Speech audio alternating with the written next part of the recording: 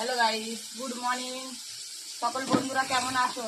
সবাই ভালো থেকো, দোয়া করি। আমিও ভালো থাকি, দোয়া করো। আজ রান্না এই তো দেখো, চিংড়ি মাছ। সকালবেলা ফাইন বাজারে গেল, যে চিংড়ি মাছ নিয়ে এলো।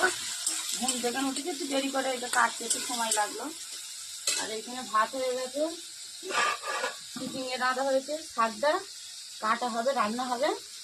আর এটা রেখে দেওয়া হয়েছে, কাল ভাজবো। শসা আমাদের ডেলি, শসা কাঁচা লঙ্কা ডেলি আমাদের থাকে তরকারিতে, ভাতে দিলাম মশলা দিলে তো ভালো লাগবে না। ভাজি এমন করে ভাজবো, খাওয়াও যাবে। একটু বলি দিয়ে ভাজলে তো খেতে পারা যাবে না। ছেলেরা চাইলে আমি এরকম করেই ভাজি। আর একটা কথা,